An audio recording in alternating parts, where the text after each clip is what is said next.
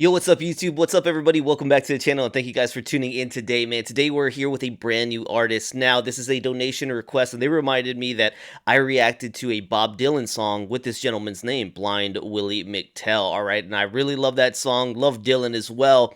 And as noted in the request, that I love the blues. So we're going to be diving into Blind Willie McTell himself with this song, the Dying Crapshooters Blues. Now, there's a lot of great information that was put on this donation request, but it is a lot of text, so I don't want to read it all off to you guys, but I'll go ahead and kind of summarize it, stating that Mr. Blind Willie McTell was recording music and performing music in the 1910s to about the 1950s. All right, he played some of the medicine shows. At this time that this was recorded, this was shortly before his death. Okay, so he was playing out on the street. It sounds like a store owner invited him in. Yeah, it was a record store owner. They invited him in from the street to play and do a recording session right there. All right, so this was only 3 years before Mr. McTell died of a stroke. All right, and after this, in 1961, they released the album with maybe this song and others called The Last Sessions. All right, and this one right here is the Dying Crapshooters Blues. There's been covers of his songs, most famously Statesboro Blues by the Allman Brothers. Bob Dylan covered his songs Broke Down Engine, Delia, and I think that's Delia, and then World Gone Wrong in 1993, and then we get these two links providing for this. So it says as well that McTell recorded more than 120 songs. All right, so love that. Thank you so much for the information right here. I appreciate that. Hopefully I broke that down well enough for everybody there. And let's go ahead and jump into this one. This is a Dying Crapshooters Blues. I really have an affinity, a love for when I'm listening to older music, and sometimes I state the older the better, right? So it sounds like right here we're getting into 1950 range, but yeah, I love I know the further back I'll go, the less of an audience there will be to want to see it. But for me, kind of a student of music right now, you could say, just by learning what I've learned on this channel, it's so cool, and I feel like I gained so much knowledge just on the foundation of music when I do that. But let's go ahead and take a dive and listen to this one. Thank you guys for being here today. Thank you for the donation request. Don't forget to like, subscribe, and check out the description of this video. That's how you can make requests of your own. All right, consider becoming a member by hitting that join button. Fantastic way to support creators that you enjoy. Here we go. I started writing the song in 29. But I didn't finish it. I didn't finish it until 1932. Mr. Williams, his name was Jesse Williams. See, he got shot here on Colon Street. And after getting shot, I taken him home. He was sick about 3 weeks after I taken him home, sick from the shot. And so he gave me this request.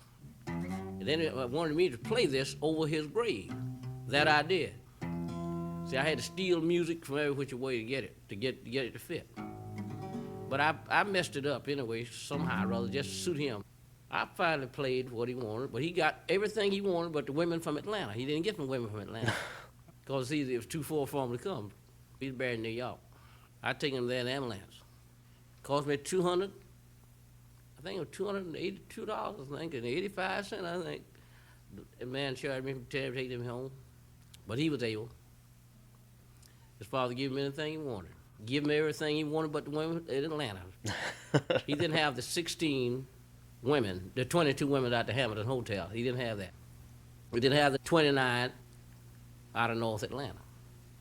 And he didn't have the 26 off South Bell, that which we call Hill Street. That's where he hung out at, during his women loving time, After getting shot, I carried him home. I sit by his bedside every day, and he would tell me what he wanted. I would tell his daddy. So after he died, Daddy said, well, everything he wanted, I'm going to get it. So he got everything about it but the women from Atlanta. So I had to play the Dying Crapshooters Blues. That's what I was supposed to name it.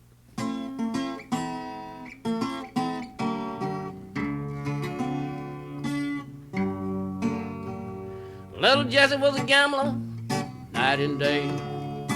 He used crooked cards and dice. Sinful guy, good-hearted, but had no soul. Heart was hard and cold like ice. Jesse was a wild, reckless gambler, won a gang of change. Although many gambling hard, he led in pain. Began to spend and lose his money, began to be blue.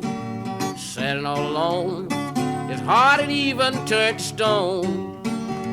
what broke Jesse's heart while he was blowing all alone. Sweet Lorene had packed up and gone. Police walked up and shot my friend Jesse down. Boy, they gotta die today. He had a gang of crap shooters and gamblers at his bedside. Here are the words he had to say.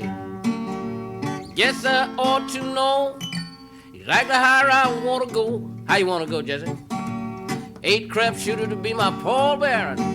Let them be veiled down in black. I want 9 men going to the graveyard, Bubba, and 8 men coming back.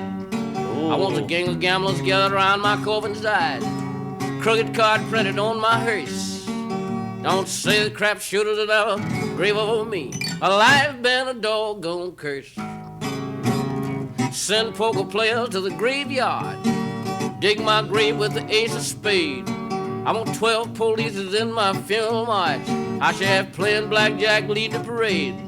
I want the judge and solicitor who jailed me 14 times. But a pair of dice in my shoes. Then what? Let a deck of cards be my tombstone. I got the Dying Crapshooters Blues. Gambling, man, through and through. 16 real good crap shooters. 16 bootleggers to sing a song. 16 racket men gambling. Couple tens bought while I'm rolling along. He wanted 22 women out of the Hampton Hotel. 26 off a side bell. 29 women out of North Atlanta, no, little Jesse didn't pass out so swell. His head was aching, heart was thumping. Little Jesse went to hell, bouncing and jumping. Folks don't be standing around old Jesse crying. He wants everybody to do the Charleston whilst he dying. 1 foot up, a toenail dragging. Throw my buddy Jesse in the hoodoo wagon. Come here, mama, with that can of booze. The Dying Crapshooters leaving the world. The Dying Crapshooters going down slow. With the Dying Crapshooters Blues. That is amazing. That is such good writing, playing, singing, storytelling. Not only the storytelling of the song, but the storytelling before the song as he explains how the song came about. He's got this humor about it, one that just, makes you chuckle and wish that you were there in the session listening to him. Now, one of my biggest takeaways, and this might be controversial for some people watching, but it's the fact that in our history, Black people have been oppressed, and the fact that his vocabulary on this song in the lyrical writing is so good. I'm just thinking, right, that education was suppressed for a lot of, I guess, African American people that were here, especially 1910s before. They had to really break through barriers, but here we are listening to this gentleman has the groove, he's got the sound, he's got great vocabulary for this as well, right? In the songwriting, I mean, so much better than many modern artists are doing today in expressing and story writing. This is so much better. But that's the power of folk and blues too. Is a lot of times I see fantastic story writing, but it's just got me pulling back to this time. Now we're talking about, at this point, you're saying 1950, but of course a child of maybe the 1910s, as you said, 1900s. And I'm just thinking, wow, how triumphant he sounds at this point. Now, it doesn't sound like, if they pulled him off the streets, I don't know, if we're talking about triumphant in finding a good place in the world to, better his living at the time. But I just got to say that that's something that stood out to me when we're talking about this song. Fantastic right here. Let's go ahead and dive into some of the history, if there's anything that we can pull up from the Dying Crapshooters Blues. Fantastic song, though. Once again, just talking about, I want 9 men walking into the graveyard. I want 8 men coming back. I want dice in my shoes. I want a deck of cards in my grave. You say he got everything he wanted from his dad except the women, right? He wanted all them women. He didn't get that, but it's a life of a gambler, a life of somebody who's made his tried to make his fortune off of it sounds like potentially even cheating the game. So that's what it sounds like. Let's go ahead and dive in and learn a little bit more. Yeah, so I couldn't find anything on the song. I figured that might be the case. The older the song gets, the harder it seems to find stuff sometimes for the back end of the songs. There's like an essay written on this song and whatnot. But now that I think about it, I think the time frame he had mentioned at the beginning of the video is actually, he was saying he wrote this maybe in the early 1920 or the late 1920s, and I think finished early 1930s, right? 1932 or something like that. So yeah, even earlier than the 50s, where he's actually playing this and recording it on the last session. All right, so fantastic request, man. Thank you so much right here. I greatly appreciate it. Hopefully you guys enjoyed rocking out with Blind Willie McTell right here. Once again, nothing bad I could say about the performance. I love the sound and the history lesson that we gain from these. So thank you so much, guys. Hopefully y'all enjoyed, and I will see y'all on the next one. All right, peace.